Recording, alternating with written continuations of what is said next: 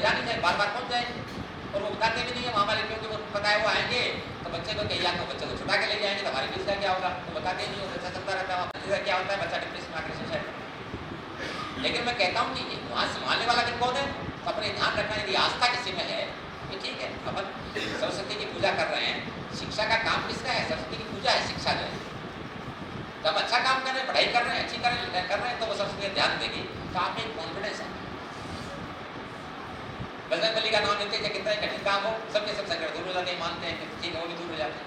तो ये देवी को जानते हैं, देवता को जानते हैं, ऐसी शक्ति है ये जानते नहीं, बल्कि अपन सिखाते हैं ऐसा कुछ ही फर्जीवाड़ा है, बल्कि कहते हैं अपने बच्चों को, जबकि वास्तव में कोई भी नहीं जाए, उस संस्कारों से ही कॉन्फिडेंस भी आएगा। और ये डिप्रेशन वाला जो मामला है वो नहीं रहेगा। उसको पहले छोटे बच्चों से अपन शुरू कर दिया है, बाकी वरना तो जो है बाद में आप जो बच्चों में तो बात एक संस्कार आते हैं, हमेशा जिंदगी भर रहते हैं। हमें ये संस्कार आज भी आज जब संकट में आते हैं तो संकट जो है दूर करते हैं। अब अभी आपको बताया की बात है, मुझे एक बात याद आ गई।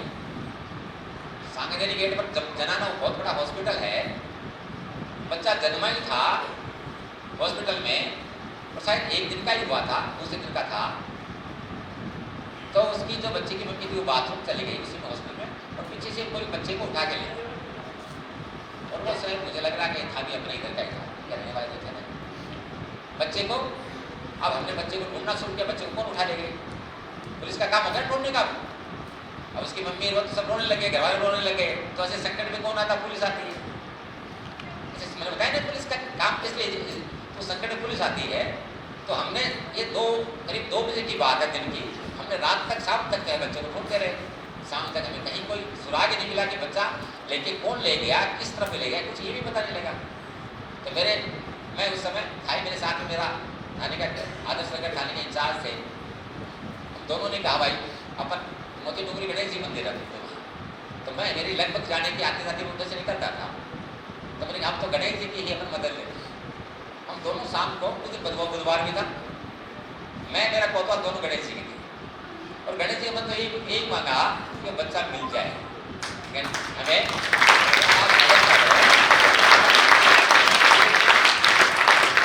बच्चा होता है तो एक तो उनकी जो माँ है, पूरा परिवार है, उनको बच्चा मिल जाए। हमारा भी जो संकट में ढूंढने का काम हमारा हो गया, हमारा भी ये संकट मिटे, तो हम ये मैं वहाँ शाम को हाथ जोड़ करके वहाँ आए।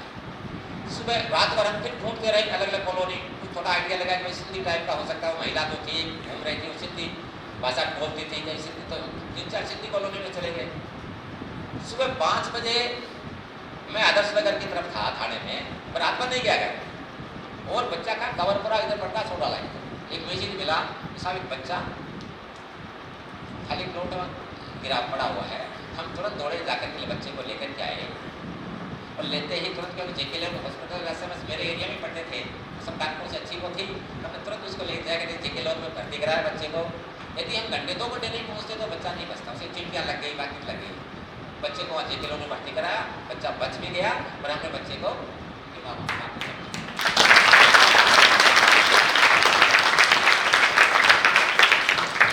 अब मेहनत का काम, बच्चे को ढूंढने का काम तो हमने पुलिस ने किया, लेकिन हमें पुलिस भी मान रही थी कि हमारी भी कोई मदद करेगा, कोई ऐसी शक्ति है वो हमारी भी मदद करेंगे। तो अब ये विश्वास की बात है, हमारी मदद भी होगी, सुबह जो है वो बच्चा मिल गया हमें। हम तो यही मानते हैं कि हम ढूंढ रहे थे, नहीं मिला, बात में बच्चा नहीं, मैसेज आ गया, बच्चा वहाँ। तो इसलिए कोई ऐसी अदृश्य शक्ति होती है, यदि विश्वास होता है तो निश्चित रूप से संबल भी मिलता है, बल मिलता है, अपने को काम करने की शक्ति आती है। सर, विद्यार्थी जीवन में ये दुविधा रहती है कि किस क्षेत्र को अपना करियर के रूप में चुने, क्योंकि सही समय पर मार्गदर्शन मिलता नहीं है। तो आपके अकॉर्डिंग साइंस ले ली, मैथ्स ले ली, साइंस ले ली, मैथ्स ले ली, बायोलॉजी ले ली, डॉक्टर बनेंगे, इंजीनियर बनेंगे, और उनमें से जो 80% है उनको विश्वास नहीं कि पढ़ेंगे क्या, मैंने हाथ पर करवाया नहीं।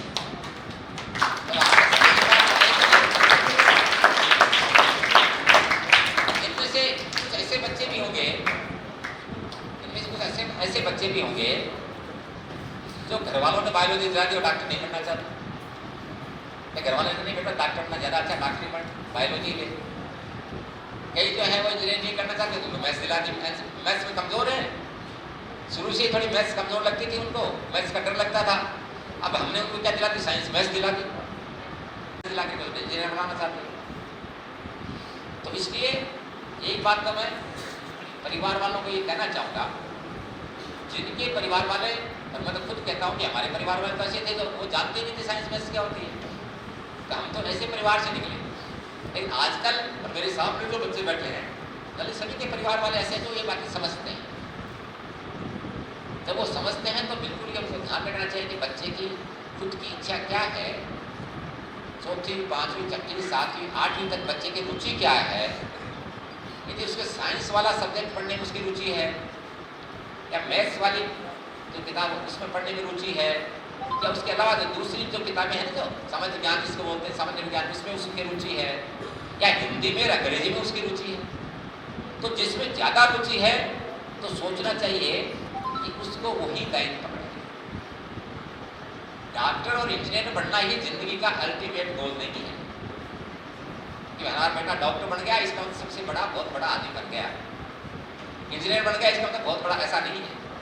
तो मैंने पहले ही बता दिया कि जो डॉक्टर बनते हैं, इंजीनियर बनते हैं, फिर कहते हैं हम तो आईएएस बनेंगे, और फिर तैयारी करके आईएएस बनते हैं। अपने थोड़े दिनों पहले डॉक्टर भूपेंद्र यादव थे जो डीजी पुलिस रहे, फिर उनको आरपीएस का बता रहा हूँ, मैं 6 साल रहा हूँ, कहाँ से सबकी भर्तियाँ होती थी, वो चेयरमैन बने, वो खुद डॉक्टर थे। अब डॉक्टर बन करके हमारे पुलिस में बहुत हैं ऐसे जो डॉक्टर हैं, इंजीनियर हैं, लेकिन आप पुलिस में है और उसको छोड़ करके पुलिस में आ गए। इसका मतलब डॉक्टर, ऐसे डॉक्टर भी हैं, इंजीनियर भी हैं। तो इसका मतलब ये हुआ ना कि डॉक्टर बन गए इसका मतलब आप सब कुछ बन गए, या इंजीनियर बन गया मतलब सब कुछ, ऐसा नहीं है। डॉक्टर इंजीनियर बनने के बाद तो सोचते हैं इससे भी कोई दूसरी चीज़ है कि जो बनना चाहिए, बनते हैं, बनने के बाद तो बनते हैं। तो इसलिए मैं कह रहा हूँ घर वालों को भी, बच्चों को भी सोचना चाहिए कि वो उनको किसी कारण से हो सकता है कि उस लाइन में नहीं चले। कई बार होता है ना कि जिस पर्टिकुलर रास्ते, इस रास्ते जा रहे थे, जिस रास्ते से जाना आपने शुरू किया था, तो जाना तो चाह रहे थे आप कहाँ, सीकर के तब जा रहे थे, लेकिन आप इधर रास्ता इधर पकड़े, जयपुर पहुँच गए। इसका मतलब क्या है, आप सीकर की जगह आप रास्ता नहीं पहुँच गए, मतलब बड़ी जगह पहुँच गए, हुआ क्या, रास्ता चुन गए वो सही। तो कई बार ये भी होता है कि आप डॉक्टर बनना चाह रहे हैं लेकिन किसी कारण से नहीं बनते, बहुत से दूसरा रास्ता भी तो है, जो बड़ा रास्ता है। इसलिए मैं जो आपको बताया कि मैं बिल्कुल कहना चाहता हूँ बच्चों को, परिवार वालों को भी ये ध्यान रखना चाहिए कि बच्चे की रुचि क्या है, और यदि बच्चे की रुचि बिल्कुल नहीं है तो इस तरह बच्चे को प्रेशर भी नहीं करना चाहिए, ताकि बच्चा जब कुछ बता भी नहीं पाए और आप उस पर लगातार प्रेशर करता है कि बच्चा जो परेशान हो।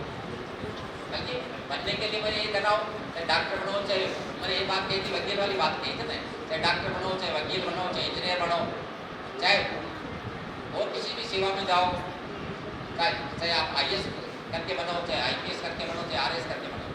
लेकिन मैं कहता हूँ जिंदगी में कोशिश हम तो ये करनी चाहिए बच्चा जो है अच्छा इंसान बने।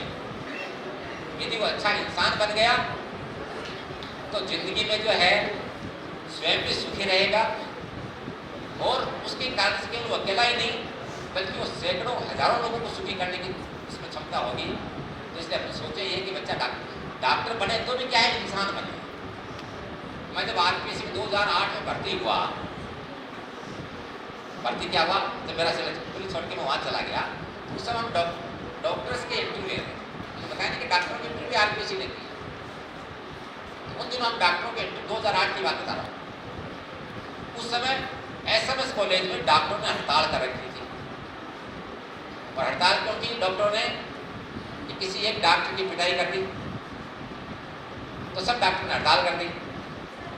इस साल कई बार क्या होता है, कोई मरीज आया था कभी से सीरियस था, हमने घंटे 2 घंटे अच्छा इलाज भी किया, कोशिश भी की, लेकिन वो नहीं बच पाया।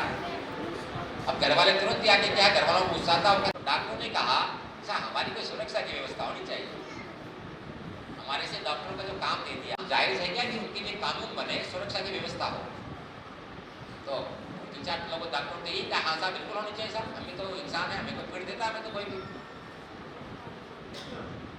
तो मैं एक तो डॉक्टरी हमारी, हम डॉक्टरों की, जब कोई व्यक्ति आता है, जब किसी मरीज को लेकर के आते हैं तो सीरियस स्थिति में आता है, कई बार लगे कि हार्ट अटैक आ गया, तो हम चाहते हैं दोनों जाए डॉक्टर, हम भी 1 मिनट नहीं रुके और वहाँ हॉस्पिटल में 1 मिनट जो है बर्बाद नहीं हो, तो चाहते हैं तुरंत उसका इलाज शुरू किया जाए।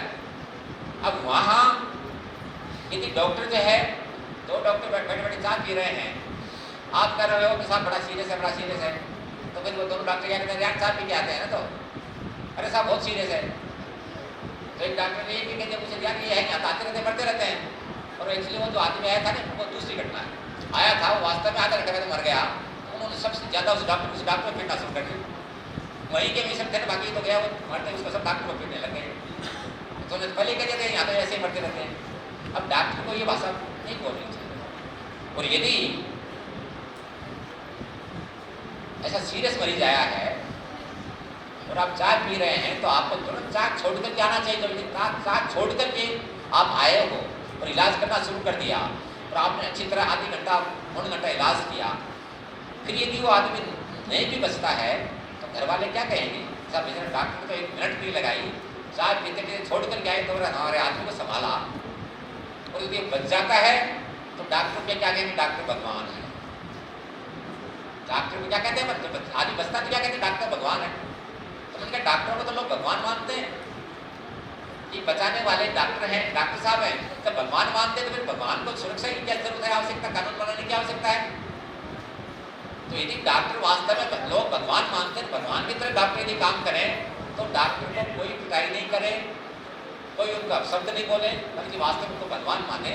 लेकिन क्योंकि डॉक्टरों के व्यवहार में कुछ कमी आती है, उसका नतीजा होता है कि लोग पिटाई भी कर देते हैं। तो इसलिए मैं कह रहा हूँ कि डॉक्टर बढ़ गया, अच्छा है। तो क्या हुआ, वो ऐसे जो डॉक्टर हैं वो डॉक्टर तो बढ़ गए लेकिन इंसान नहीं बने। उनमें जो संस्कार होने चाहिए वो संस्कार नहीं है डॉक्टर बनने के बाद में। तो इसलिए मैं कहना चाहता हूँ कि डॉक्टर बनो, इंजीनियर बनो, वकील बनो, जज बनो, चाहे पुलिस अधिकारी बनो, प्रशासनिक अधिकारी बनो, लेकिन सबसे पहले इंसान बनो। आप में संस्कार होने चाहिए, आप में संवेदनशीलता होनी चाहिए। ये हमारा जो कर्तव्य है, डॉक्टर का कर्तव्य, क्या बीमार आते तुरंत उसको देख, तो अपना कर्तव्य पूरा करें। सर, हम जितनी मेहनत करते हैं उसके अनुरूप हमें परिणाम प्राप्त नहीं होते हैं, जिससे हम लोग हतोत्साहित हो जाते हैं। तो इसके लिए आप क्या कहना चाहेंगे? अब ऐसे तो गीता में एक श्लोक आता है, कर्मण्यवादी करस्ते मां फलेषु कदाचन। व्यक्ति के हाथ में कर्म करना है और कर्म प्रधान है। गीता में मुख्य बात ये कही गई है, कर्म है वो प्रधान है, और व्यक्ति को जो उसका कर्तव्य है, काम है, वो करना चाहिए। और निश्चित रूप से जो अपना कर्तव्य पूरा करता है तो उसका वो काम पूरा भी होता है, उसका फल का हो वो भी मिलता है, पूरा होता है। आप अच्छे तैयारी करोगे, अच्छी तैयारी यदि आप करोगे तो आपके अच्छे अंक आएंगे। इसी कारण से मान लीजिए चूक भी गए तो 1-2 नंबर यदि कम भी हो गया है तो भी वो आपकी जो पढ़ाई की हुई काम आएगी। मैं ये देखो इधर तो साइंस वाले बैठे हैं, फिर बच्चों से पूछूंगा बीच में क्वेश्चन, मुझे ये बताओ विटामिन सी क्या होता है? वो हाँ बताओ, बालिका जो खड़ी है, हाँ क्या हुआ, मेरी आवाज नहीं है। विटामिन सी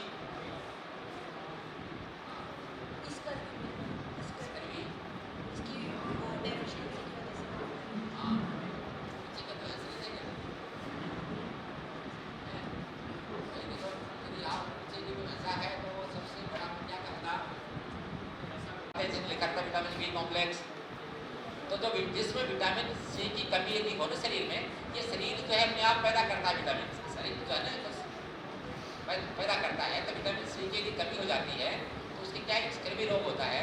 अब इधर जो बच्चा बहुत खड़ा हो रहा था ना, कौन खड़ा हो, क्या होती है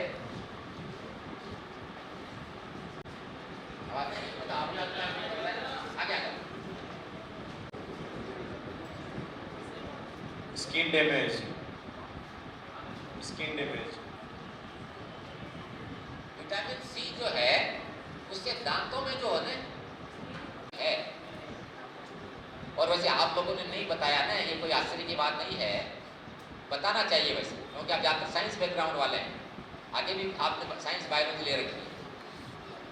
ये मैं बिल्कुल प्रैक्टिकल बात बता रहा हूँ। मैं जब आरएस का जो इंटरव्यू होते हैं, मैं जब आरपीएससी में था तो आरएस की परीक्षा तो सब आप में से सिलेक्टेड लोग जाते हैं। जब 5 लाख लोग परीक्षा देते हैं पूरे राजस्थान के, 5 लाख में से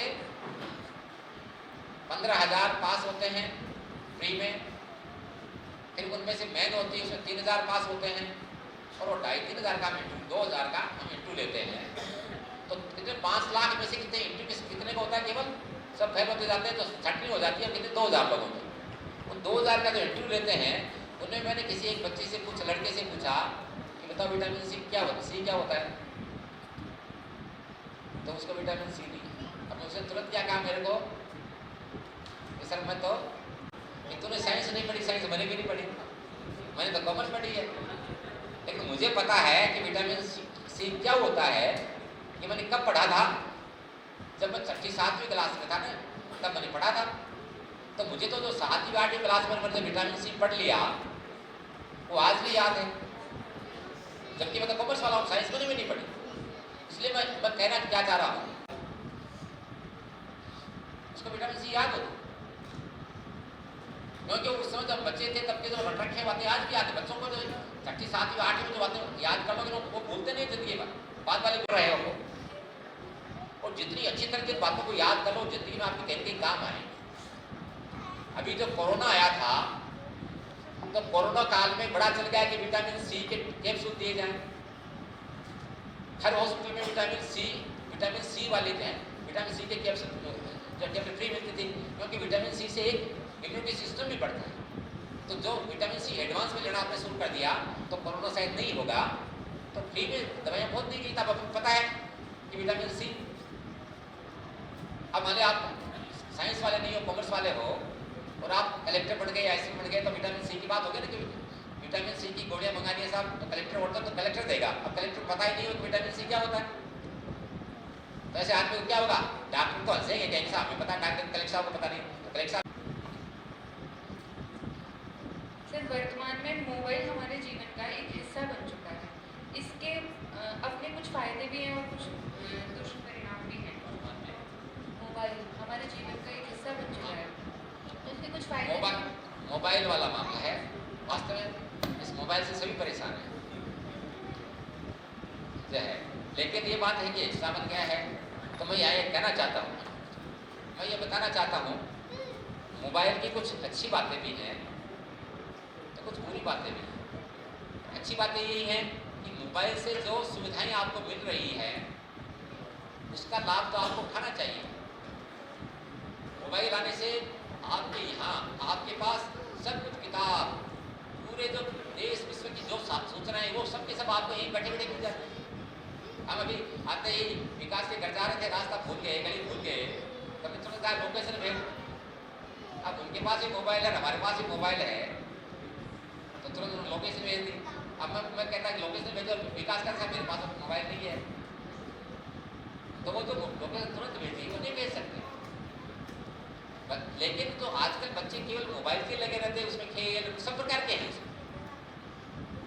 तो अब वो जो ऐसी बातें भी हैं जिनमें बच्चों में जो है संस्कार नहीं बल्कि कुसंस्कार आते हैं, तो इसलिए बच्चा लग जाता है। तो बच्चा क्या उस मोबाइल में क्या देख रहा है, टीचर कॉलेज का प्रोफेसर, सबसे ज़्यादा मैंने पहले भी कह दिया कि कॉलेज वाला प्रोफेसर अच्छी तनख्वाह मिलती है, क्योंकि जो टीचर छोटे छोटे बच्चों को, जो प्राइमरी टीचर है छोटे बच्चों को पढ़ा रहा है, इन्हीं बच्चों में से कोई कलेक्टर बनेगा, कोई डॉक्टर बनेगा, कोई इंजीनियर बनेगा, कोई फौज में जाए।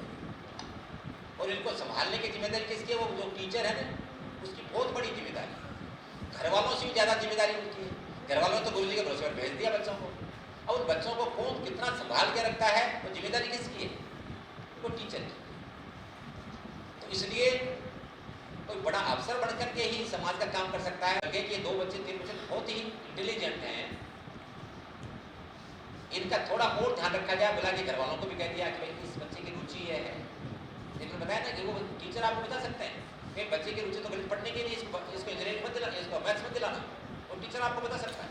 आप बायोलॉजी दिलाना चाह रहे हैं, नहीं इसकी बायोलॉजी में रुचि नहीं है, तो बायोलॉजी इसको मैथ्स दिलाना, तो मैथ्स। तो ये काम किसने किया, टीचर ने किया, पेरेंट्स को बताया। और यदि मान लीजिए उसके बताने से और वो बच्चा एक सही दिशा में चला गया, सही रास्ते पर चला गया, और जाकर के किसी टीचर ने दी, अध्यापक ने दी, गुरुजी ने दी, या किसी 2 साइड कोई दे सकता है, जोड़ने की नहीं कहा। दूसरे व्यक्ति भी जो है वो आपको चाहे किसी सेवा के हो, तो मैंने तो केवल शिक्षा की बात बताई है, बाकी नहीं जो भी हो वो समाज का सेवा कर सकता है। आज पटवारी है, तो 2 लोगों में झगड़ा चल रहा है, अब या तो चाहिए अपन कई बार करते हैं या वो अपने बच्चे की अन्य बच्चों से तुलना करते हैं, जिससे विद्यार्थी का आत्मविश्वास कम हो जाता है। आप अभिभावकों को इससे संबंधित कुछ विचार साझा करना चाहेंगे? सोच है कि अपन जो 7वीं 8वीं 9वीं 10वीं तक में क्या है बच्चों ज़्यादा करते हैं। एक बच्चा क्रिकेट खेलता है, तुम कहते हो तो कितनी अच्छी क्रिकेट खेलता है, खेलना ही नहीं आता। जो बच्चा पढ़ाई में बहुत तेज है, हो सकता है नहीं खेलता हो, और खेलने वाला बच्चा जो है पढ़ाई में कमजोर भी हो सकता है। तो दोनों की अलग रुचि हो गई। फिर एक बच्चा जो मैंने बताया कि साइंस में बहुत तेज है, दूसरा उसमें मैथ्स में बहुत मैथ्स में तेज है, दूसरा बायोलॉजी में तेज। दूसरे एक को बायोलॉजी में दोनों ठीक नहीं लिखती, सामान्य का तेज जो है सामान्य विज्ञान है, सामाजिक ज्ञान वही बहुत थोड़ा अच्छा है। अब उसको अपन ये कहें तो मैंने कह दिया कि जो साइंस बायोलॉजी में ठीक है तो डॉक्टर बनेगा, लेकिन हो सकता है कि जो सामाजिक ज्ञान है जो हम दो पता दोनों में मेरी क्लास में था, वैसे ही मेरे साथी हम दोनों लोग थे जो कंपटीशन में रहते थे। मैंने तो कॉमर्स लेकर के चला गया आज बाद में, लेकिन मेरा जो दूसरा साथी था वो पढ़ाई में इंटेलिजेंट था, दोनों जो है थे। लेकिन उसके घर वालों ने कहा कि तू तो डॉक्टर बनाना, तो वहाँ से छुपा कर उसको डॉक्टर बनाने के लिए भेज दिया। अब ठीक है नंबर ठीक ठाक थे तो डॉक्टर तो वो नहीं पढ़ पाया, एक तुरंत को वैकेंसी मिली तो गिरदावर बन गया, नौकरी लग गई। बाद में जब मैं एसपी रहते हुए आरपीसी मेंबर था तो मैं भी बांसवाड़ा एसपी रहा लास्ट में। वो कहाँ मुसलगढ़ एसडीएम में, तो कितना फर्क पड़ा। मतलब वो रिटायरमेंट के समय वो एसडीएम बन पाए बढ़ते बढ़ते, और मैं एसपी की आईपीएस की नौकरी भी मैं 7-8 साल पहले छोड़ करके फिर राजस्थान पब्लिक सर्विस कमीशन के एज मेंबर के रूप में 14 साल नौकरी की है, तब तो मैं वहाँ से की। ठीक है, बात अलग बात हो गई कि आज जो मैं सागर उस लेवल तक भी देखें तब कई बार होता है कि उसको अपन डॉक्टर बनाने के चक्कर में वो डॉक्टर नहीं बन पाया, तो ठीक है यार परीक्षा दे दो, ठीक है रिजॉल्व बन गया जाकर के, ठीक है अच्छा है, उसने पढ़ाई कर लिया, अपना परिवार अच्छा चलाया, बाकी चलाया, लेकिन कौन कहाँ से क्या जा सकता है इसका कोई मापदंड नहीं है। इसलिए बच्चा जिस मैंने पहले बात कही ना, ये हमको पता लग जाता है कि बच्चा अच्छा कर रहा है, यदि वो अच्छा किसी भी क्षेत्र में अच्छा कर रहा है तो उसको आगे बढ़ाना चाहिए। यदि आपको लग रहा है कि ये काम अच्छा नहीं कर रहा तो उसको ये अपन समझते हैं बढ़ जाए। आपको लग रहा है कि आप उसको बार बार टोकते हो, लेकिन छोटा वो आज बहुत अच्छा आर्टिस्ट हो, बहुत अच्छा और किसी कला में निपुण होकर के आज वो पूरे देश में उसका नाम हो, विदेशों में नाम हो, उसकी मांग विदेशों में हो कि ऐसा व्यक्ति को विदेशों में भी लोग कहीं ऐसा व्यक्ति हमारे यहाँ भी नहीं। कोई कहीं भी व्यक्ति की क्षमताएं जो है वो अनंत है, तो उसका विकास करना हो। शुरू में बाद में तो बच्चा अपने आप करने लग जाता, आपको मानता नहीं, लेकिन जब तक वो बच्चा मानता है आपकी जो संस्कार का बच्चा होगा आपकी बात मानता भी है, तो उस पर केवल जबरदस्ती अपनी बात नहीं थोपे, उसकी भी कुछ जो है, क्योंकि जो इतना समझदार बच्चा सिंसियर बच्चा है वो खुद भी बहुत सोचता है, बहुत भी चिंता ज़्यादा करता है। तो आप उसको और चिंता लगा करते हो तो उसको अपनी इतनी परेशानी होती है, अच्छा नहीं रहता। सर कुछ विद्यार्थी कक्षा में थोड़ा पिछड़ जाते हैं, तो कक्षा में बेहतर प्रदर्शन करने वाले विद्यार्थी उनका किस प्रकार सहयोग कर सकते हैं? सामाजिक तौर पर डॉक्टर भीमराव अम्बेडकर जी ने भी पिछड़े लोगों को आगे बढ़ाया है या प्रयत्न किया है उनको आगे बढ़ाने का, तो आपके विचारों से आप हमें अवगत कर सकते हैं? मैंने अभी भी बताया कि किसी कक्षा में थोड़े बहुत कम किसी नंबर आने हो सकता है, किसी कारण से कम आ सकते हैं, लेकिन अभी आजकल जो है उसके पहले क्या होता था, जब तक हम थे तब भी यदि आप सीनियर में अच्छे मार्क्स लेकर के आपने हो तो आपकी पोस्ट ऑफिस में बैंक में नौकरी लग जाए, तो वो मेरिट्स देखते थे। बीए आप हो अच्छे नंबर हैं, बीएससी हो तो आपके लिए फर्स्ट क्लास से अच्छे नंबर हो तो आपकी पक्की नौकरी लग जाएगी बैंक में, देख और उनके मार्क्स देख के ले लेते थे। लेकिन आजकल क्या है कि चाहे आप कितनी पढ़ाई कर लो आपको नौकरी के लिए परीक्षा और देनी पड़ेगी। आपने बीए कर लिया, एमए कर लिया तो आपको रीट की परीक्षा पास करनी पड़ेगी, रीट पास कर ली तो भी फिर आपको एक परीक्षा और होगी, वो परीक्षा पास करनी पड़ेगी, वो आरपीएससी वाले परीक्षा लेंगे आप। तो इन परीक्षाओं में नंबर कितने आए हैं, लेकिन वो जो परीक्षा लेंगे नंबर वास्तव में नौकरी किससे लगी, उस परीक्षा से लगी। इसलिए मैं कह रहा हूं कि कहीं यदि थोड़ा उतार चढ़ाव रहता तो उसकी चिंता नहीं करनी चाहिए, क्योंकि इस उतार चढ़ाव से कोई फर्क पड़ने वाला नहीं।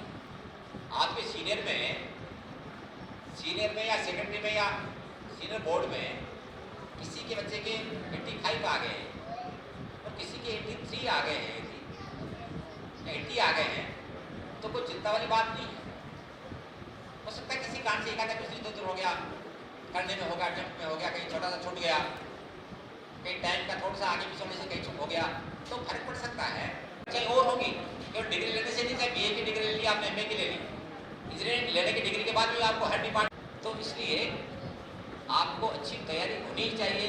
आप जिस विषय के हो उसका ज्ञान होना ही चाहिए, अच्छा ज्ञान होना चाहिए, लगातार ज्ञान प्राप्त करते रहना चाहिए, तो ही आप जिंदगी। आजकल अभी भी पढ़ते हैं, पुलिस में थे तो कोई कानून वगैरह पढ़ के जाके देखना पड़ता था, एक बार कोर्ट में जवाब देना पड़ता था, कभी उनसे अधिकारी को जवाब देना पड़ता था। तो ये जो ज्ञान अर्जन का है कोई सीमा नहीं है, होने चाहिए। इसलिए आप सिद्धांत कार्य क्या मानते, जिस व्यक्ति की पहले गुरुकुल में होते थे ना, तो जो दीक्षा पूरी हो जाती थी गुरुकुल में, ये तो तब से चला आ रहा है ये दीक्षांत। लेकिन इसका मतलब ये नहीं है कि अब आपकी पढ़ाई पूरी हो गई। आपकी जो डिग्री ली है ना आपने, बीए की डिग्री, तो वो डिग्री क्या है, जब यूनिवर्सिटी की जो डिग्री होती है, चाहे बीए की डिग्री हो, चाहे बीएससी की हो, चाहे डॉक्टर की हो, चाहे इंजीनियर की हो, वो डिग्री जो मिलती है आपको, वो दीक्षांत समारोह में जो इस यूनिवर्सिटी का जो चांसलर होता है वो देता है। तो साल में एक बार कार्यक्रम होता है, हर बार। तो इसका मतलब ये नहीं है कि आपको जो डिग्री मिल गई है, अब आपकी दीक्षा पूरी हो गई। अब आपकी दीक्षा जो है, जो आपने सीखा हो, तो उसकी तो आप आगे परीक्षाएं तो शुरू होगी। आप अब जाते हैं, टीचर बनना चाहते तो टीचर की परीक्षा देनी पड़ेगी, डॉक्टर बनना चाहते तो डॉक्टर की परीक्षा देनी पड़ेगी, इंजीनियर बनना चाहते तो वहाँ देनी पड़ेगी। और फिर बन गए ना, बनने के बाद में डेली कोई कोई समस्या आएगी, परीक्षाएं हैं सब। तो इसलिए आपकी परीक्षाएं जिंदगी में हमेशा होती है, सीखने समझने का हमेशा समय आपके पास रहता है, उसका उपयोग करना चाहिए। हर किसी व्यक्ति से कुछ न कुछ सीखने का आपको मौका मिलता है, लेना चाहिए। उन्हें मैं आपको जो विद्यार्थी जो सीनियर में हैं, यहाँ से विदा होने वाले हैं, उनको सबको बहुत बहुत शुभकामनाएं देता हूँ, बधाई देता हूँ और शुभकामनाएं देता हूँ कि वो जो उनका लक्ष्य है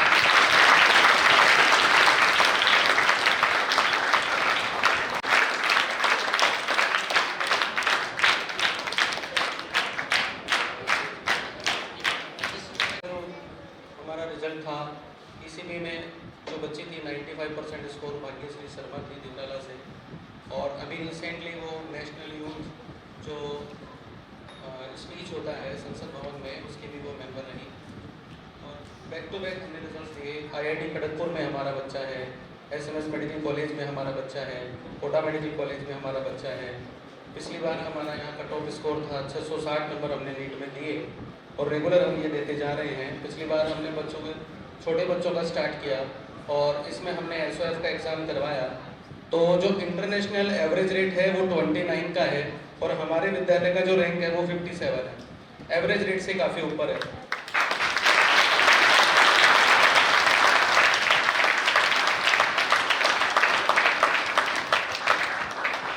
और अभी जेईई मेन का एग्ज़ाम देके आए बच्चे, उसमें भी काफ़ी अच्छे क्वालिफाई होने वाले हैं।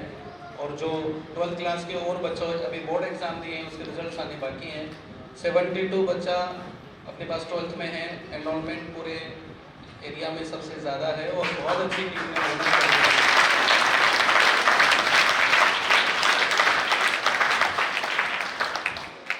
और जेईई और नीट में रेगुलर रिजल्ट दिए जा रहे हैं। कोशिश हमारी है फ्यूचर में कि हम 12th के साथ 25% बच्चा 12th के साथ सेलेक्ट करवाएं, और नीट में और जेईई में उस एक्सीलेंसी को हम हासिल करें। साथ में उनका बोर्ड का भी अच्छा रिजल्ट रहे, और ये डिप्रेशन वाली जो बात आज रेगुलर हुई, बच्चे डिप्रेशन में बिल्कुल ना आए, और बहुत अच्छा परिणाम मिले, और परिवार वालों के साथ भी रहे। ये लक्ष्य हमारे आगे।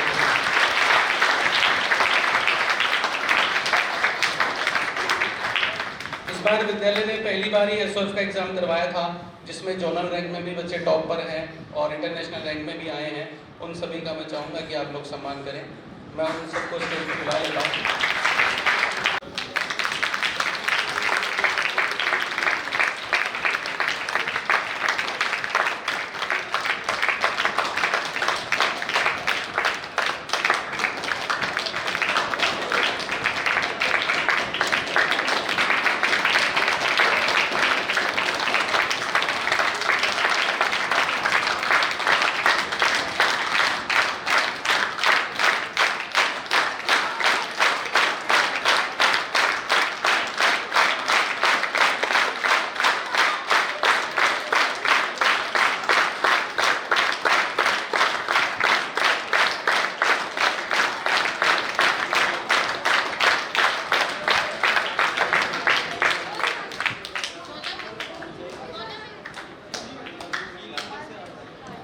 रतन जी।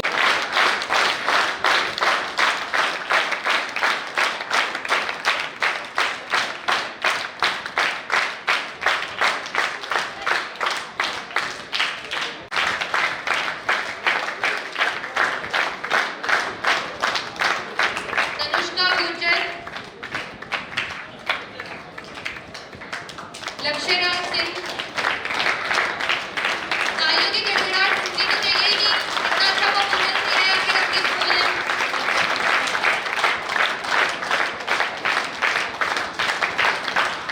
शुभम चौधरी, लक्की यादव,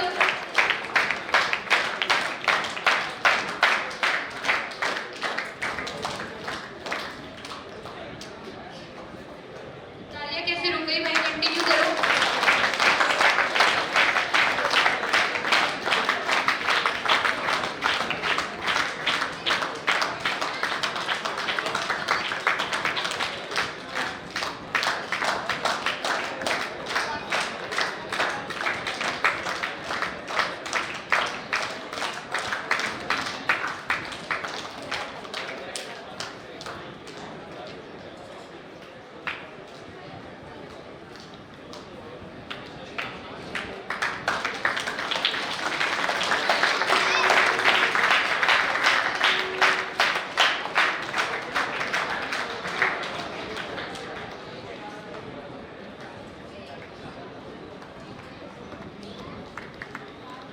ये सभी सम्मानित स्टूडेंट जिनको भी सर्टिफिकेट और मेडल पहनाए गए, एक बार स्टेज पे आओ प्लीज।